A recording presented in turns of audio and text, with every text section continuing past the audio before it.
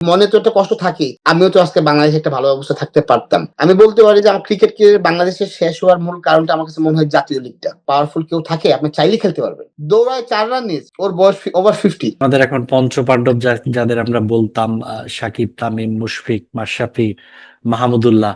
তো বাংলাদেশ দলটা এখন একটা নতুন বাংলাদেশ দল। তবে যতটা প্রত্যাশা ছিল যে পরম্পরায় যে বাংলাদেশের যে ব্যাটনটা, সাফল্যের ব্যাটনটা ধীরে ধীরে এক একটা গ্রুপ ধরবে, তো সেই প্রত্যাশা পুরোপুরি পূরণ হয়নি। তারপরও এখন কি মনে হয় যে বাংলাদেশ প্রবাসে থেকে যখন বাংলাদেশের টিমটাকে ফলো করেন, কি মনে হয় কত দূর এগিয়েছে আর কি কি এগোনো যেতে পারে? আপনার বেস যদি আপনার স্ট্রং না থাকে, আপনি যত বড় বিল্ডিং করেন না কেন, ঠাস করে ভেঙে যাবে, পড়ে যাবে। তো আমি ইংল্যান্ডে যে জিনিসটা দেখেছি যে আমি যেই টিমে খেলতেছি এসএস কাউন্টি প্রিমিয়ার লিগে। সো আমাদের যে টিমটা হচ্ছে গিয়ে 5 হিরোনিয়ান্স ক্রিকেট ক্লাব। তো আমাদের ওভারসিজ প্লেয়ার হচ্ছে অস্ট্রেলিয়ার ম্যাট কুনেমান। আপনারা তো মনে হয় জানেন যে অস্ট্রেলিয়ার লেফট হ্যান্ড স্পিনার ম্যাট কুনেমান। ও টেস্ট টিমে আছে। তো আমাদের ওভারসিজ প্লেয়ার। আমাদের যে টিমটা আমাদের কিন্তু first team, second team, third team, fourth team, fifth team, sixth team, seventh team, 8 team আছে। আমাদের এই টিমের ৮টা টিম আছে। কিন্তু দেখেন আমার ক্লাবের ৮টা টিম আছে। হ্যাঁ? তো আপনি যদি দেখেন মোহামেডানের কয়টা টিম আছে বাংলাদেশে? একটাই। তো আমাদের টিমে কি হয়? আমাদের কেন এত ভালো ক্রিকেট খেলি?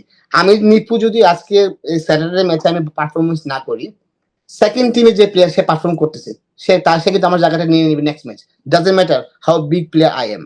আবার সেকেন্ড প্লেয়ারে একটা প্লেয়ার খারাপ খেলে সে চলে যাবে ৩ নম্বর টিমে। ৩ নম্বর প্লেয়ার চলে আসবে সেকেন্ড টিমে। এখন যদি বলেন এদের যে স্ট্রাকচারটা যে স্ট্রং, আজকে দেখেন মোহামেডান টিমে শুধু একটাই টিম। আমি একটা প্লেয়ারকে নিলাম, সে ভালো খেলে খারাপ পুরাটা ম্যাচ টুর্নামেন্ট সেই খেলেই যাবে।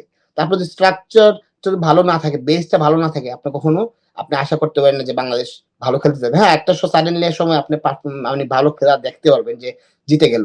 কিন্তু আপনি কন্টিনিউয়াসলি ভালো পারফরম্যান্স আশা করা যায় না। আমার কাছে মনে হয় যে বাংলাদেশ ক্রিকেট বোর্ড একটা জিনিস চিন্তা করতে পারে যে মোহামেডান বা যারা প্রিমিয়ার লিগ খেলে বাংলাদেশে ঢাকায়, ওদের প্রতিটা টিমের যদি এটলিস্ট ৪টা ৫টা করে টিম থাকে যে ওদের সেকেন্ড টিম ফার্স্ট ডিভিশন খেলবে, থার্ড টিম ওরা ঢাকা সেকেন্ড ডিভিশন খেলবে। এরকম যদি হয় তা আমার মনে হয় ক্রিকেটটা আগামী ৫-১০ বছর পরে আপনার সুফল পেতে পারেন। কারণ এছাড়া আপনার সুযোগ নাই। আপনি শুধু বাংলাদেশে দেখতেছেন এটা। অস্ট্রেলিয়াতেও খেলে আসছি আমি ডাবলিন প্রিমিয়ার লিগে। ওইখানেও সেম। একেকটা ফার্স্ট টিমের কমপক্ষে ৩টা ৪টা ৫টা টিম আছে অল্টারনেটিভ। আমি বলতে পারি যে আমার ক্রিকেট ক্যারিয়ার বাংলাদেশে শেষ হওয়ার মূল কারণটা আমার কাছে মনে হয় জাতীয় লিগটা। ওইটা আমাকে সব ক্রিকেট পুরাটা ড্যামেজ করে দেয় আমার ক্রিকেট ক্যারিয়ার বাংলাদেশের জন্য। আমার জন্য আরকি। জাতীয় লিগ, ন্যাশনাল লিগ, জি, ফোর জি, ডে, জি। তখন কি হ্যাঁ, ফোর হ্যাঁ। ডে হতো? হ্যাঁ, তখন 4 ডে হতো, 1 ডে হতো। যে ১ম ৪ দিন 4 ডে হতো, তারপরের দিনে আপনার 1 ডে হইতো আরকি। আপনি যদি দেখেন আমি সিলেট ডিভিশনে হয়ে ৬ বছর ছিলাম সিলেট ডিস্ট্রিক্ট ডিভিশন টিমে। তো আপনি যদি আমার দেখেন আমি ৬ বছরে মাত্র ৫ টা না ৬ টা ফার্স্ট ক্লাস ম্যাচ খেলেছি। কম ম্যাচ খেলার কারণে আপনার ক্যারিয়ার ধসে গেছে এরকম নাকি? অবশ্যই। আমার কাছে মনে আছে আমি একটা বছর আমি ঢাকা প্রিমিয়ার লিগে অনেক আগে ওই সময়টায় আপনার ১২ ম্যাচে ১৯ উইকেট আর ১২ ম্যাচে ৩৭২ run not easy with that time. আমি ব্যাক টু ব্যাক ২ টা 50 ছিল। মোহামেডানের সাথে একটা 50 ছিল নট আউট। বিকিসপির সাথে আমার একটা নট আউট 50 ছিল। আবার ১৯ টা উইকেট ছিল। তারপরে যখন আমি জাতীয় লিগে আবার ডিভিশন টিমে যাই, আমাকে ক্যাম্পেই রাখে নাই। এমনও গেছে যে এত পারফর্ম করার পরে এবং আরেকটা মনে হয় মজার কথা হচ্ছে আমি যখন আন্ডার 19 ওয়ার্ল্ড কাপ খেলে আসি, আসার পর যখন জাতীয় লিগ টিমে নেয়, আমাকে কন্টিনিউয়াসলি ৪ টা 4 ডে ম্যাচ আমাকে বসায় রাখে। সিলেট রাখার পরে আমাকে ডিভিশনে, সিলেট হ্যাঁ, ডিভিশনে। হ্যাঁ, রাখার পরে আমাকে বলা হয় আমাকে রেস্ট দেওয়া হয়েছে। তারপরে আমার পুরো সিজনই শেষ। তখন সিলেট ডিভিশনে কোন কোন পেসার ছিলেন ওই সময় যারা নিয়মিত খেলতেন? আমি তো ছিলাম অলরাউন্ডার হিসেবে। তো তখন পেসার ছিল আপনার তাপস ভাই ছিল, শান্ত ভাই ছিল, তারপরে আম এই তো বলার মতো তো এই ছিল। তো আরেকটা মনে আছে আমার কাছে মনে হয় যে চিটাং এর সাথে খেলা ছিল আমাদের ওয়ান ডে। তো ওই সময় চিটাং এর নাফিস ভাই ছিল। তো আমি সিলেক্টেড। আমরা মনে হয় ১৬০ না ৭০ রান করি। তো আমি মনে হয় 37 রান করি। আর মনে হয় ৭ ওভার না ৮ ওভারে সম্ভবত ১০-১২ রান দিয়ে ২ উইকেট না ১ উইকেট নেই। তারপরের ম্যাচে আমি ড্রপ। ড্রপ বলতে কি ব্যাক টু দ্য হোম। এইভাবে হলে তো আপনার হয় না। তখন যারা সিলেক্টেড ছিলেন তাদের প্রতি আক্ষেপ কাজ করছে কিনা বা না, দুঃখ লাগে সিলেক্টর কিনা বা কখনো দেখা হলে বা কথা হলে শেয়ার হয় কিনা? না, সিলেক্টর প্রতি আক্ষেপ নাই। কারণ এখন আমি খেলায় সুযোগই পাচ্ছি না। সিলেক্টর কি করবে? কারণ ফারুক ভাই ছিল তখন সিলেক্টর, প্রিন্স ভাই ছিল, আথার ভাই ছিল। ওনাদের টাইমে আজকে যারা পঞ্চপান্ডব বলতেছেন, ওই প্লেয়ার গুলো কিন্তু আজকে ওনাদের মাধ্যমে আসছে। ঠিক আছে? ওনারা কি করবে? সিলেক্টর তো একটা প্লেয়ারকে একটা ডিভিশনকে পুশ করতে পারে, তোমাকে ওকে নিতেই হবে, নিতেই হবে। কারণ ওই সময়টা কিন্তু সিলেক্টরের কিন্তু অনেক স্বাধীনতা ছিল। সব টিম বলতো তোমাদের নিজের মতো তোমরা টিম করো।